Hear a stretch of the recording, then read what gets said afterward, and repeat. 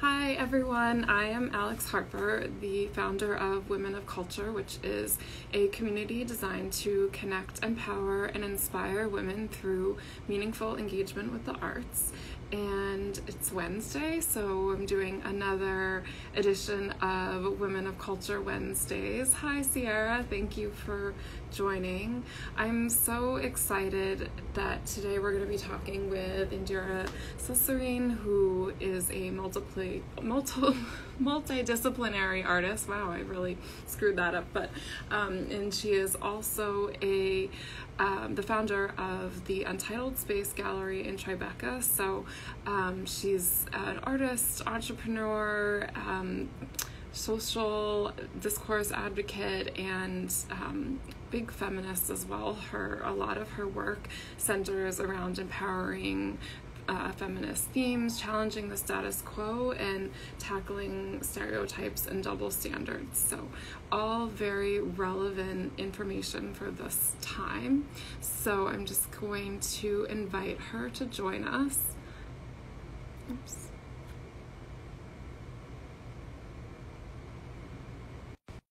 Right. She should be on in just a minute. Hi. Hey, how's it going? Good. It worked. Hey, I know I always get Instagram live that it's not going to work or not going to connect. I don't know why. I know. Like, somebody doesn't have a good connection and then you get like a, scrambled screen or whatever. So I think we're good. So thank you again for being here. I did a little short intro about you, but I'd love to just dive in and have you tell us about yourself a little bit more, where you're from and how you first discovered art. Wow, that's a big question. I know, right?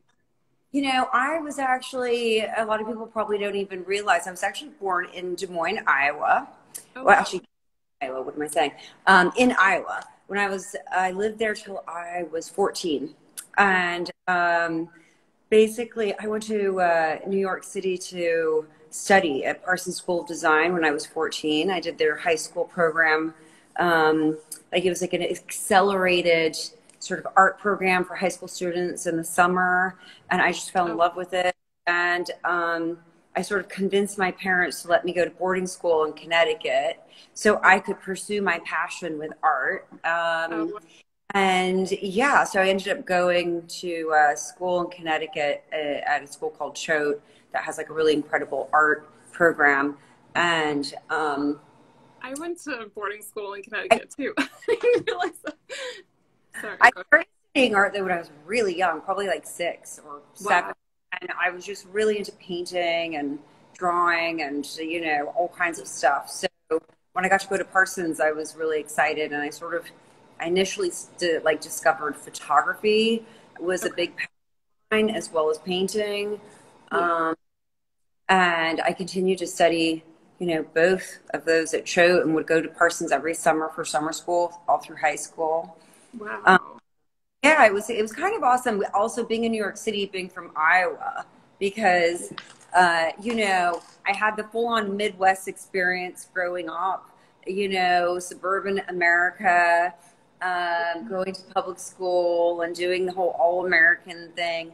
And then moving to New York City at 14 and going to boarding school was like a completely different experience. I had an amazing opportunity also studying in France when I was in high school. I went for 6 months in France and studied there. That was really exciting. Oh, wow. Yeah.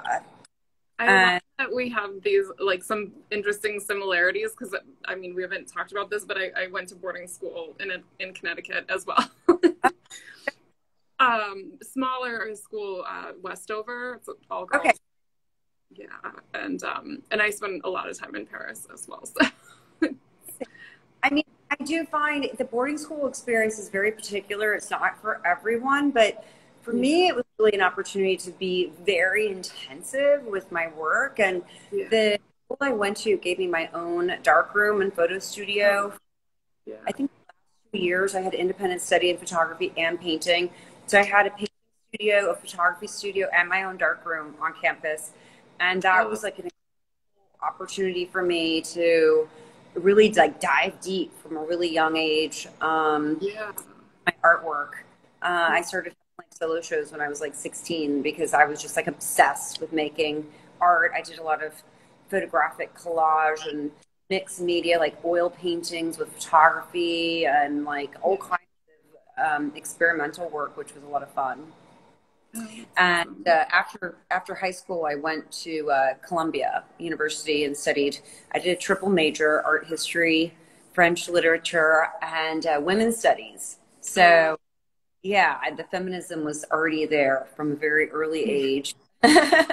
Yeah, that's awesome.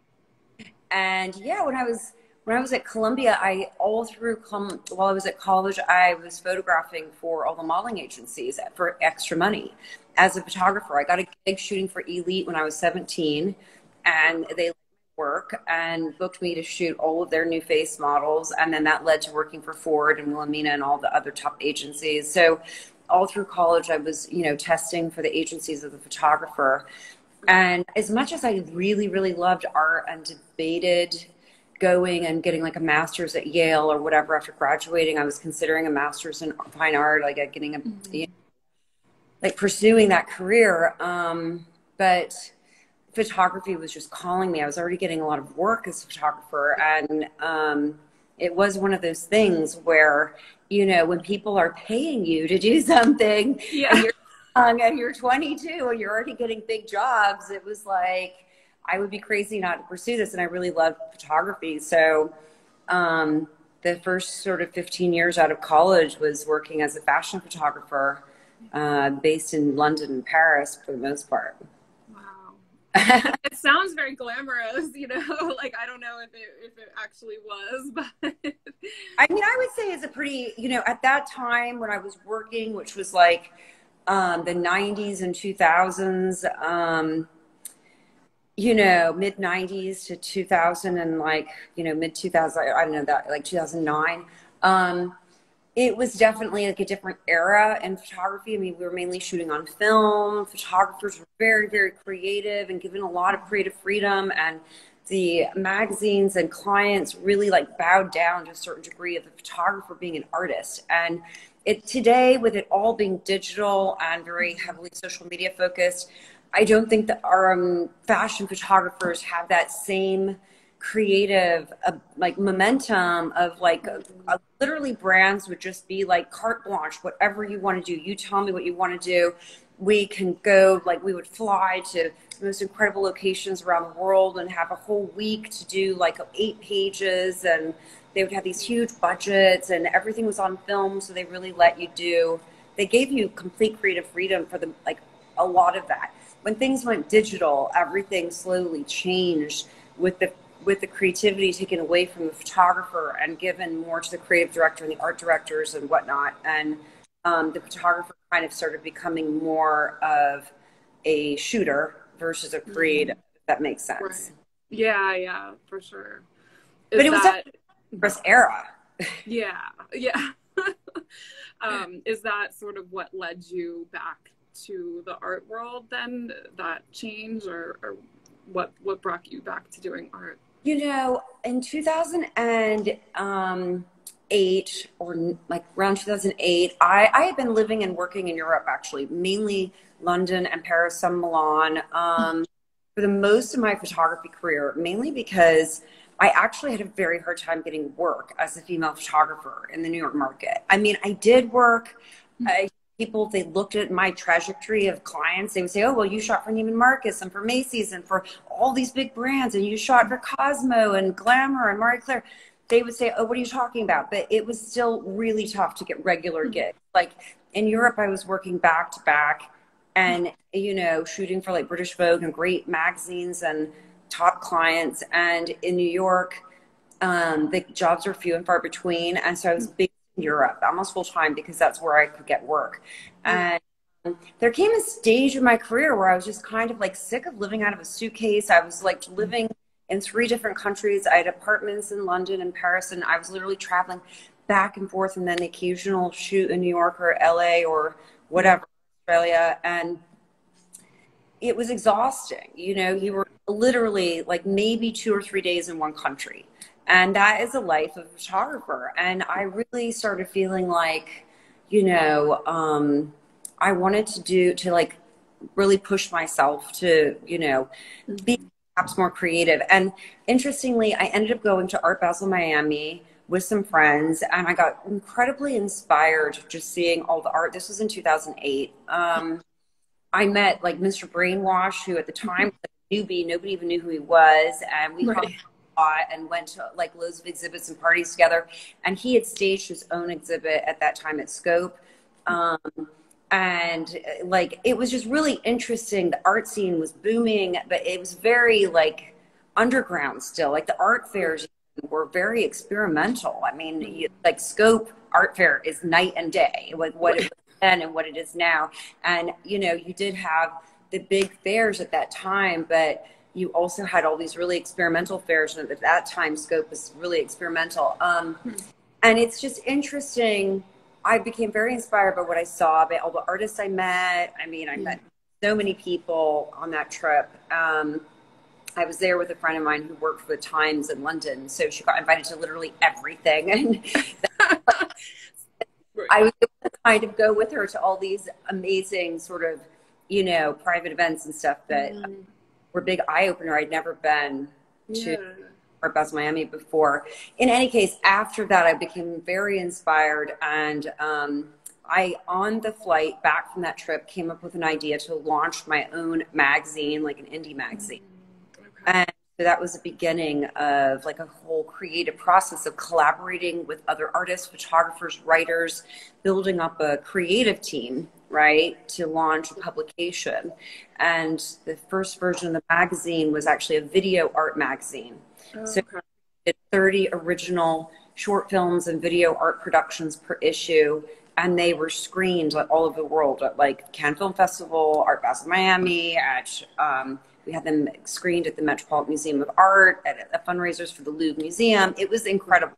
We got an amazing response. And doing all that incredible, and I was working with a lot of contemporary artists on those projects, doing all those films and those productions was just very inspiring, because I was making them, I was working with artists making them, and one thing led to the other of just like really pushing that envelope of getting back full speed ahead into like my creativity and expanding my horizons into making art as well as curating. It's, you know, it was a huge sort of exploratory time of my life at that moment. Yeah, that sounds very exciting and ambitious. I mean, that's really cool. You're like, just, okay, I'm going to launch a magazine, and it's small. You know, it really started like an online sort of little mini magazine. The timing was, I mean, people don't really even put in perspective. When we launched the magazine in 2009, it was like the same year the iPad launched. So the iPad was launched that year. Social media was like not even really relevant. I think we had Facebook, but like Instagram, none of that existed yet. And social media was definitely not what it is now. And I think at that time, like having launched an online magazine, and it was completely interactive, experiential.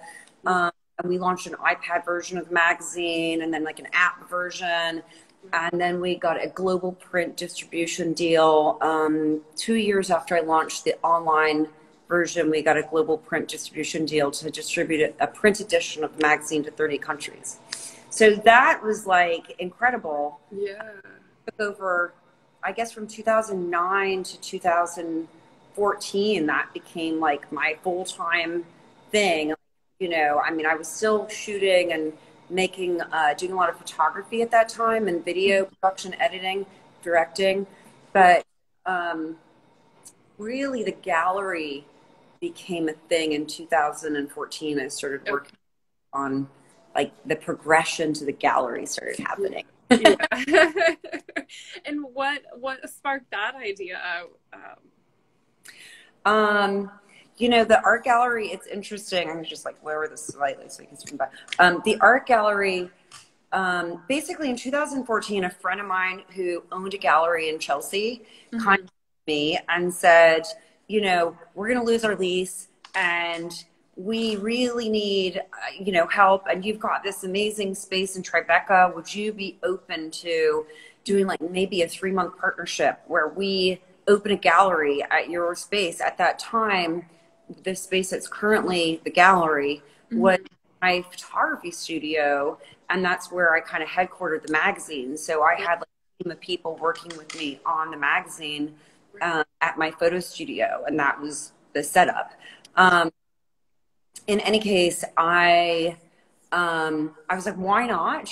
That sounds like a great idea. They had a little bit of a budget, and I had been already curating shows. I had curated a show in partnership with the same gallery at Art Basel Miami in 2010, and we had a variety of other exhibits. I worked with them on the Metropolitan Museum of Art. That was the same curator that curated me into that show, as well as we had partnered on a few pretty large-scale exhibits and projects. So it seemed like a great idea, and we did 3 exhibits together at the end of 2014, and I loved it. It was amazing. I kind of relocated.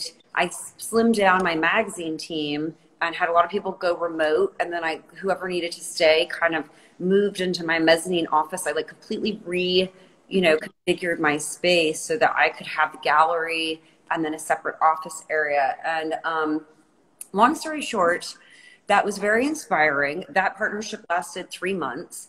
And in January 2015, I started curating my own shows for the Untitled Space. And in 2015, we launched the Girl Power issue of the Untitled magazine, which was an all-female issue. It was all female photographers, female writers, female talent, female everything. So my first big exhibit at the gallery was in celebration of that issue, which was called The F Word, Feminism in Art. Great name. Very provocative title. Yeah, so that exhibit was just amazing. I loved it. Like my first big feminist exhibit that I had curated, and it was perfectly aligned with the exhibit theme. And I think that was really I was so inspired by that. I kind of never looked back. I really scaled the magazine back after that to be the occasional collector's issue, and focused 100% on gallery and my artwork after that exhibit. That was the turning point. Right. Oh, that's a really amazing journey. It's kind of cool how it all fits together. But when I look back, I kind of see every 5 years I sort of had a shift. Yeah. And it was one thing led to the other, and the magazine led to the gallery, and this led to that, and the photography led to the mag. It was really just every 5 years a new opportunity sort of presented itself, and it was just a matter of figuring out, well, how can I do this? Fairly completely shut down what I was doing before, but integrate it and maybe scale back on what I was doing before, but at the same time sort of add a new sort of it's smart. It's it all kind of all one thing led to the other. So and how do you now sort of juggle these different hats, being an artist and a gallerist, and it's you're on both sides of the that can be I generally I exhibit with a lot of other galleries, with my own artwork. I find when we have group shows, I'll maybe have 1 or 2 of my own artworks that I always make. If we have a group show that I'm coming up with the concept for, and I'm thematically sort of pretty much all the exhibits at the Untitled Space, I come up with a concept, theme, and then I generally reach out to artists that may have work that already fits that theme, or that are open to creating new work. And so I then always, based on my own inspiration of that exhibit concept, will always make something for the show.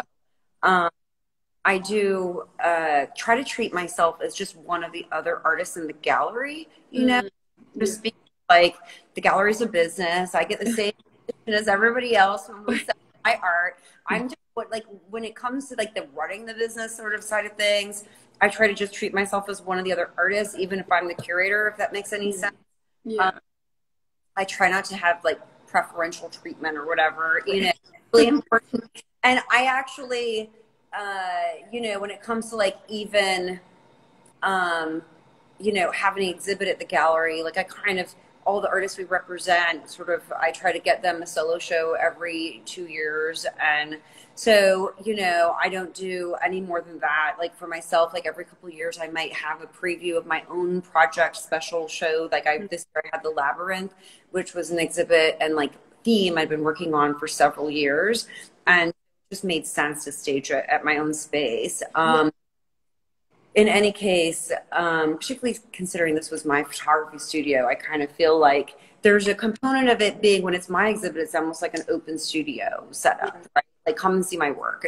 Right. Right. So as far as it is a challenge balancing all those things. I mean, I'm still very active with the magazine. We have a like busy online edition we're publishing on a regular basis, and I try to find time to make my own artwork on weekends and in the evenings. So if I really have an important series I'm working on, I'll take like a little bit of time off so I can get it done. And I have, you know, I'm always exhibiting with a lot of other galleries and institutions. Like this week, I have a show opening at Smack Mellon of my work, and I have a show opening with the New York Academy of Art, a benefit show called Artists for Artists. I have a show opening next week at David Berenemon Fine Art, which is on 57th and Madison. Okay. And I have a solo show that's currently like installing. We're almost done with the install, and that is a residency at a place called The Parlor on Madison Avenue, and that is going to be live for a year. So we're going to be we're working at the moment on putting together the opening event for that at the end of October. But I mean, you know, I do exhibits off. Like, do you sleep? Aside from, you know. Yeah. I know. Someone just said that's amazing. Yeah. It's like, I think I'm busy. I think it's really. It's also accumulation. Like some of the work that I have at Smack Mellon and at the gallery on 57th and Madison that's opening on the 15th. You know, those were works that I created in 2019. So curators reach out and want to include my work in like shows, and they're selecting from existing work, which as a curator, that's what I often do. I mean, it's rare that you actually ask an artist, will you make a new piece for this show? And they have time to do it in a deadline of a few months or whatever, you know? So usually they're curating existing work, and it's just great to get more exposure with pieces that you still have available. Yeah, for sure. So I'd love just to hear a little bit more about your interest in feminism and exploring that through your work, as well as social issues, social advocacy. Yeah. You know, I think I started studying feminism like when I was in high school, pretty much like pretty young, and I did a degree, as I mentioned, at Columbia in women's studies, and it's always been a huge sort of passion of mine as a fashion photographer. You know, one of the things that just kept me going even when I was really faced with, you know, really uncomfortable challenges as a woman, being in that very male business that often was exploitative to women in many ways. Yeah. One thing that really kept me going was that knowing that as a female photographer, one of the few female photographers even working at that time, that I was bringing like a female gaze to my work. I was creating an opportunity for female models many of these girls had never even worked with a female photographer before. It was incredible how many models I was the first female photographer they ever had worked with. And I think that really shed a lot of light to me. Like, I mean, when people talk about the Me Too movement, I was like, look, I worked in the fashion industry when it was not a very nice industry to work in. I'm like, day was like women being exploited. And it was really hard to like turn a blind eye. Like, I was there, supportive woman for these women working in the industry in many regards. Like, I think a lot of clients felt very comfortable I had a lot of lingerie and clients of that nature, in particularly in France and England, and they often felt more comfortable having a woman shoot those kind of. And there was that component of like always feeling like, you know, as a female photographer, I wanted to have like an empowering gaze. I wanted to cast models that had a unique look, that had an like bring out their intelligence and bring out their like that special thing of like they're not just a clothing hanger. They're not just, you know, a lot of models at that time were often like positioned as, you know, just being objects. It was really kind of sick. And I'm really happy that things have moved on from that place, because we really lived in a strange world for a long time with that and the way women were positioned in that industry and perceived even by women working in the industry. The things you would hear at castings were so offensive. It was just shocking. And I think that working in that industry for 15 years and seeing all of that really made it like it was cemented in me, like I need to make a difference here. And as a woman, having you know, my background, when I started working on the magazine from the beginning, it had a feminist tilt. And as an artist, when I started really going back to exploring my work as a contemporary artist, I was just naturally drawn to like empowering feminist themes, to the narrative of the female gaze, to sort of addressing double standards and the way that women are treated, the words that people use to depict women. You know, I have artworks that are pretty provocative. At the end of the day, it's about challenging the status quo and, you know, saying, wait a second, let's really look at this. Like, what are people really saying? And how are these words being used against us? And how can we take back and address those things? And how can we empower ourselves by addressing these things head on? And really, I think it's really important to be fearless. I have no, like, that's one thing.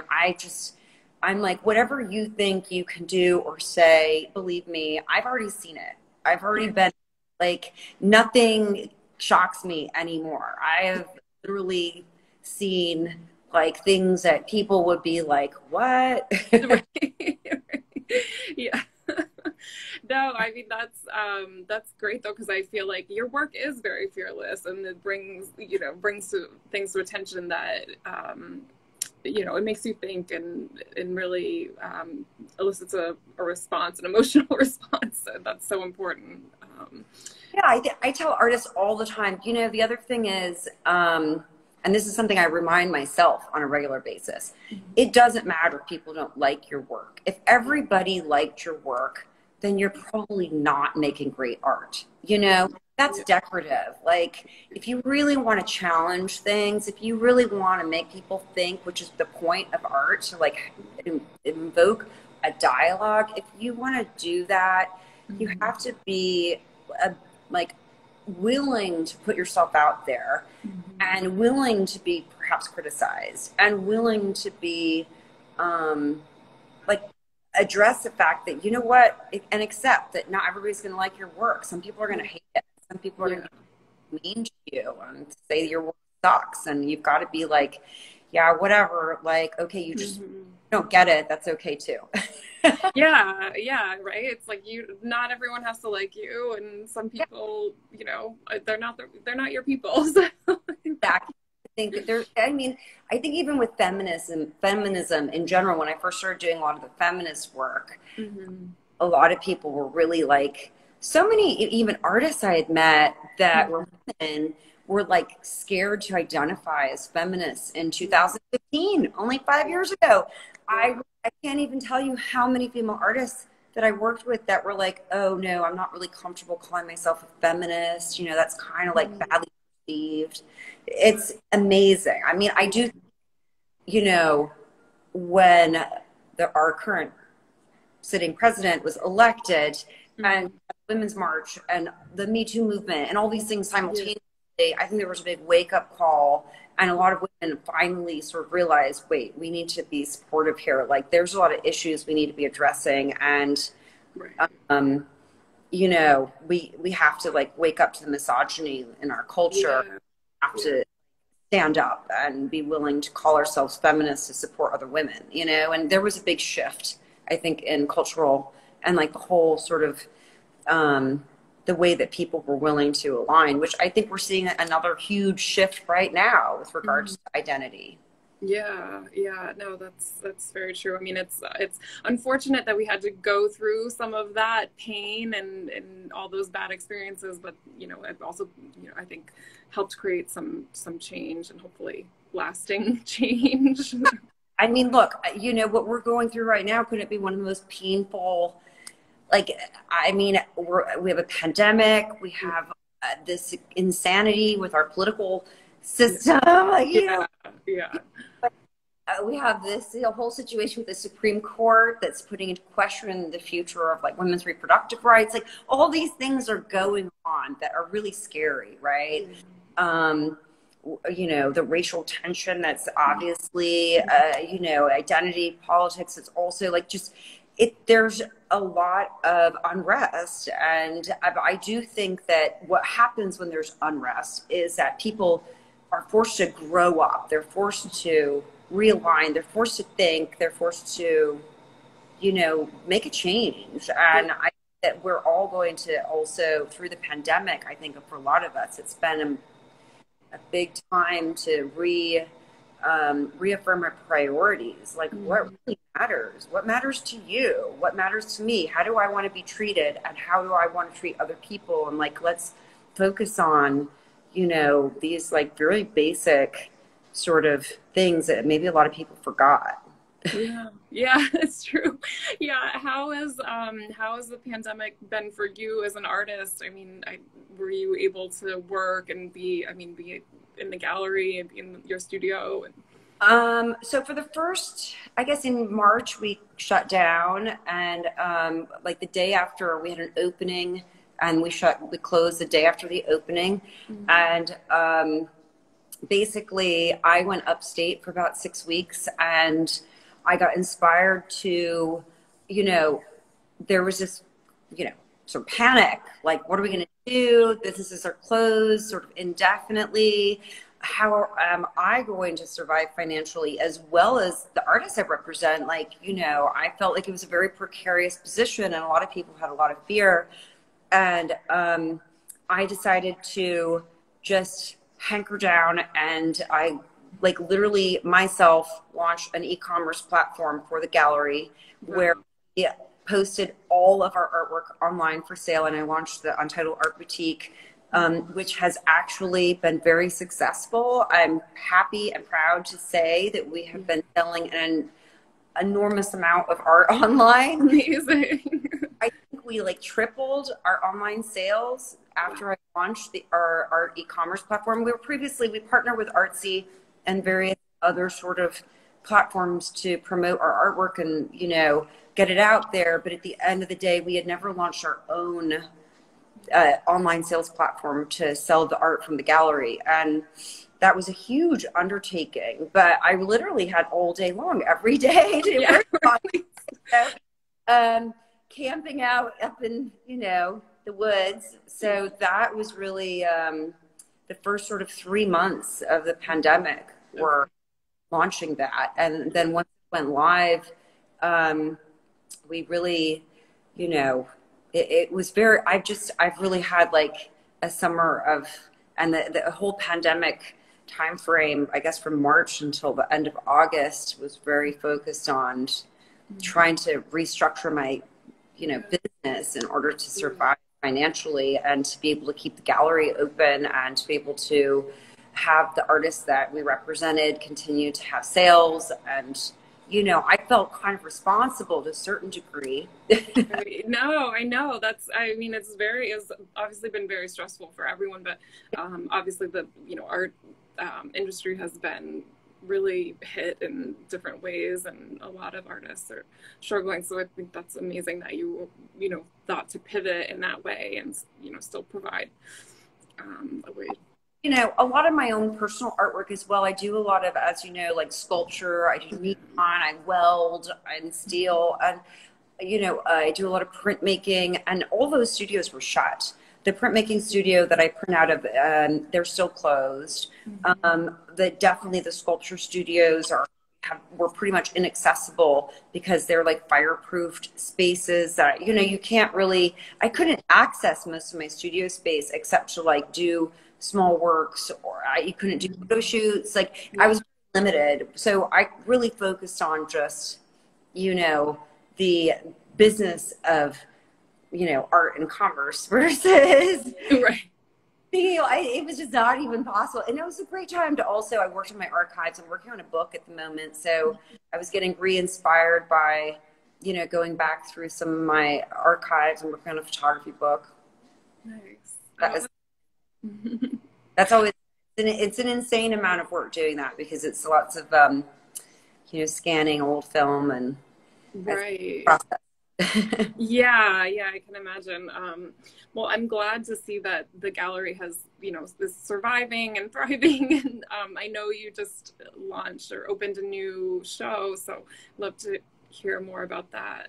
Yeah, well, so basically, ironically, like right before the shutdown, I actually had connected with this nonprofit SaveArtSpace, and we had discussed doing a public art billboard series. They focus on doing billboard series in various cities around America, public art where they put artwork on billboards to kind of engage the community with art and make it more available to like basically anyone.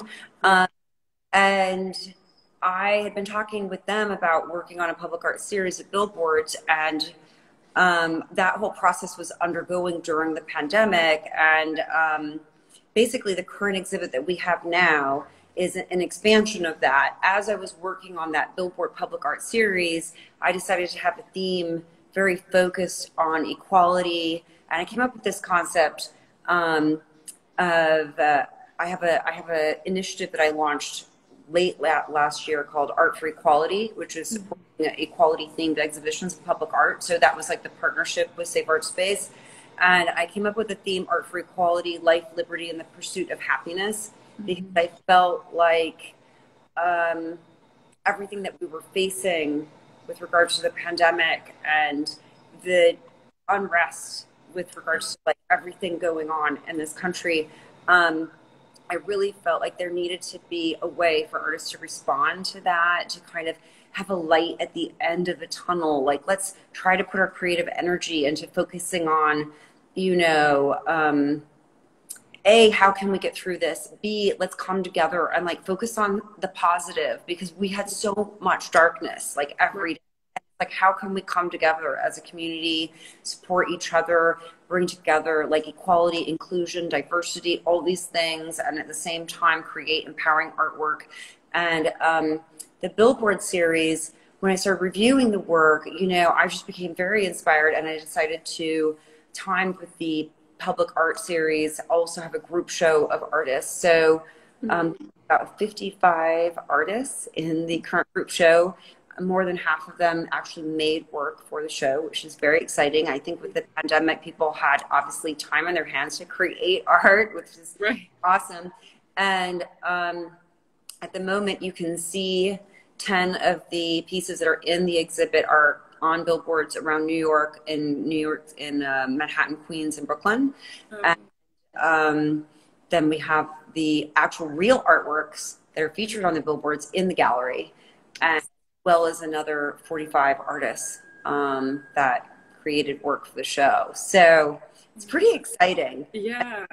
Public art series that I'm actually curating. I've done public art as an artist, but never as a curator. So it's been a huge and exciting project to sort of, you know, conceive and, you know, actually see it live in New York City and see the billboards and be able to, you know, we just had the opening for the group show on Saturday, and it was an amazing turnout. Yeah, it was, you know, we had to, obviously with everything going on, it was a little bit complicated. So what we did is all day opening that was 8 hours long, and people reserved a 1 hour time slot so that we could have social distancing and whatnot in the gallery. And you know, obviously yeah, it's a whole different world, but yeah. in-person exhibits, you know. Yeah. I'm the only person in the gallery now, so that's why I'm not wearing a mask. No, I understand. Yeah, yeah. No, I would love to if you wouldn't mind showing us maybe a little bit. Absolutely. I'll give you guys a little tour. Okay. Okay. So camera, I'm going to flip it around so that you Yeah. can see what I'm seeing, Okay. and do a little walkthrough. I'm going to just take you guys to the front because I think it'll be more fun. Sorry. So the gallery's closed at the moment, but so this is from the front. If you walked in, you can see, so this is actually a neon artwork that I made with artists in collaboration with artist Farron Feingold. It's called We the People. And she actually did the watercolor. It's really cool. It's all these amazing little faces. And then I made the neon and mounted it to the piece. And we were working on that collaboration during the pandemic, obviously. And it's very inspired by what we all need to do right now. Yes, definitely. So this is a painting that kind of opens the show, and it's by a really incredible artist that I actually discovered during the pandemic. Her name is Meg Lionel Murphy, and she is based in Minnesota. And this is a painting sort of on panel. It's really, really exquisite, called Our Land. Her work is really incredible.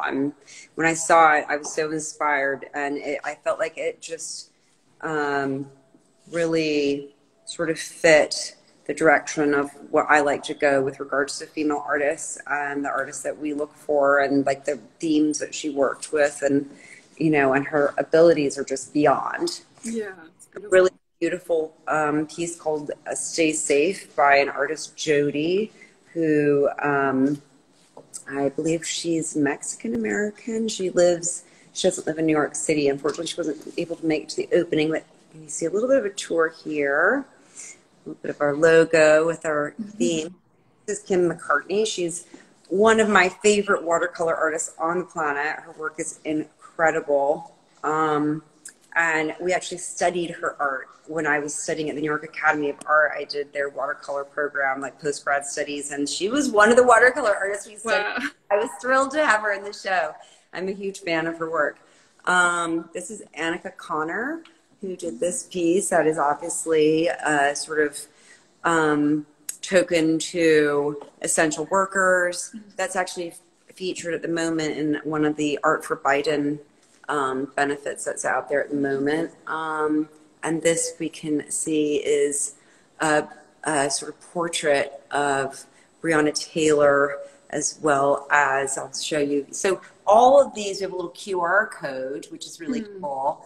And if you come to the gallery, the QR code takes you directly to like the artist bio and all the info on the artwork. We just started that since I launched the e-commerce platform. I was able to sort of integrate being able to do that sort of thing, which previously we couldn't do before. This is a really incredibly talented artist, Pantea, and she's one of the artists that has a billboard. And this is a new discovery. He is amazing. So this guy, Ozaz, he was recently featured by Beyonce on her website. He is an incredible artist who I think is going to really blow up. And this is called Revolutionize Isolation. And this is a work by an artist, Sarupa, who we work with and represent. She's an Indian artist. And if you look closely, you can see these are all crystals. I mean, it's just incredible. This piece. So this is on one of the billboards. I mean, look at that. It's just so beautiful. It's incredible to have this in the gallery. Such an incredible piece. And this is a piece that's also on a billboard. It's Ashley Chu who made this stunning portrait. She is a Black artist, activist, model. You know, she's a writer. She's quite a multi-talented beauty. Here's a few more pieces. This is Cabo Molina. I love this one. It's very fun, playful, and obviously depicts, you know, a few characters you may recognize. Right. Oh my Right? God. And they seem to have some sort of a bizarre third eye. A lot Wow. of people ask what that's about, and I tell them, you better ask the artist. I don't even want to go. Yeah. Right. Right? It is a very interesting piece and very surreal. I just thought it was fabulous. There's something about it that definitely is provocative and playful and bizarrely sort of positive at the same time, if that is possible with politics. This piece, equally, I just felt was brilliant with the theme. It's the American flag, obviously, but made out of Pez. Oh my God. So every single stripe is like full of little Pez of like all the characters of this country, and they're in rainbow colors. And I just thought that was really brilliant, you know. Yeah. Wow. So fun. Then we have a few more pieces here, which you can see. It's a whole wall of artwork. And a few more pieces is Coco Dole, who made this wonderful little Wonder Woman. That's great. Leah Schrager, who made that piece.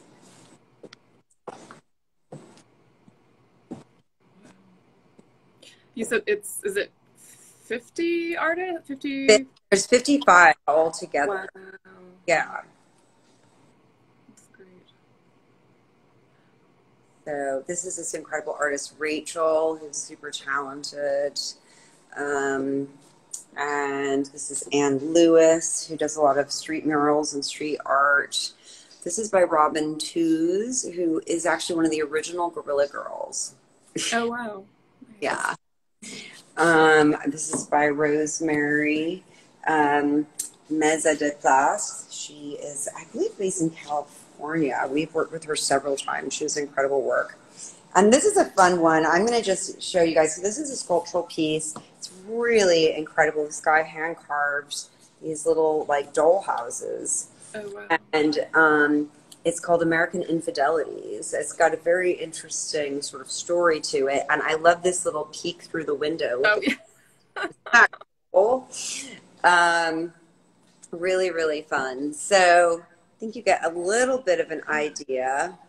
This is an incredible portrait of Ruth that is a sort of mixed media collage portrait. It's really amazing. It's made out of like newsprint of the Supreme Court, like sort of pages of the Supreme Court, like I believe it, he calls it dissenting.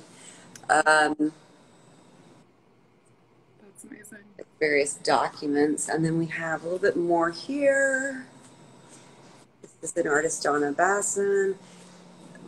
And this is Alexander Rubinstein. These are very provocative. Oh, wow. Are those are drawings? Yes, those are drawings. They're graphite on paper. Okay. This is Lynn Bianchi. We have Michelle Fred. Michelle does incredible feminist artwork. She's based in San Francisco. And this is Linda Friedman Schmidt. She's an incredibly talented textile artist. Voila. So you're getting a full gamut. Yeah, this Very, is, wow. Right? Amazing.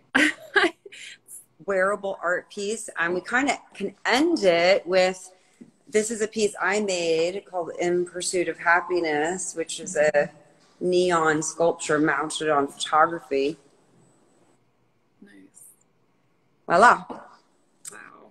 Yeah. Yeah, definitely have to come see it in person. It's chock full of amazing work. So. Yeah, it's definitely worth seeing it in person, and we are we're going to be like putting out like on our website like a map of all the billboards. Oh, cool. I haven't even personally seen all the billboards yet. I've seen photos online. I've been so crazy busy getting this exhibit up and out there. But we're planning to go tomorrow to see the billboards in person. So I'm really looking forward to that. I've just seen photos on social media. Wow. Yeah, that was my next question. I was like, where are they? I want to see them. Yeah, so there's a couple, like, there's two in Manhattan that are on 44th and like the West Side Highway area, like 44th and 12th and 40. Okay. There's another one on 11th Avenue. We have them all listed on the gallery website. Oh, okay. All right. And there's quite a few that are like going over the bridges to Brooklyn or whatnot. And there's, I think, most of them are in Brooklyn. I think there's one or two in Queens. And I believe the one in Queens is also, again, over bridge. So, they tried to put them in high traffic areas where a lot of people that would be driving would see them. Right. No, that's great. That's such a, I mean, I love public art and for obvious reasons. So that's such a great initiative. Yeah, I think we're probably going to get kicked off of Instagram soon. So yeah, I just wanted to, sorry. I think it's 1 hour, right? Yeah. But when is the show up until? So the exhibit is like scheduled at the moment until October 17th, but we're actually going to extend it. That. So for everybody who's watching now, it's officially extended until November 3rd. We're going to do a closing day election party at the gallery because the exhibit is very themed around what's going on right now, and there's a lot of artwork that directly addresses a lot of the issues that people are thinking about with regards to the election. So my plan is to extend it and have the closing day be a sort of, if people can go and vote and come and have a glass of wine and nice. Hold hands. Right, I know, hopefully celebrate or, That's what this is. We won't know that day, but I figured it'd be a nice way to end. I think that everybody's going to be on pins and needles that day. And I thought, okay, let's do our closing on election day. Yeah, no, that's great. I'm glad to hear also that there's more time to come see it. Yeah. I figured, this is a really important show to extend. So I decided to give it a couple more weeks. Yeah, awesome. Well, thank you so much. This was amazing. It was so great to learn more about you and your work and the gallery and the current exhibit, and we covered a lot. So. Yeah, thank you so much. I really appreciate you asking me to do this. This is awesome.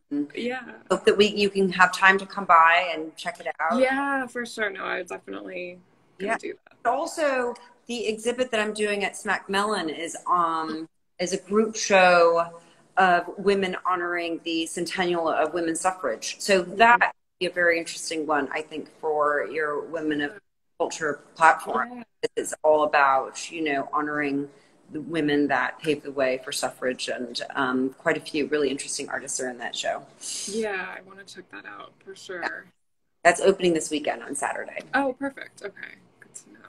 Awesome. Well, thank you so much. Yeah, thank you. And I'll talk to you soon or see you at the gallery soon, hopefully. Okay, thank you. All right, have a good day. Bye. Bye.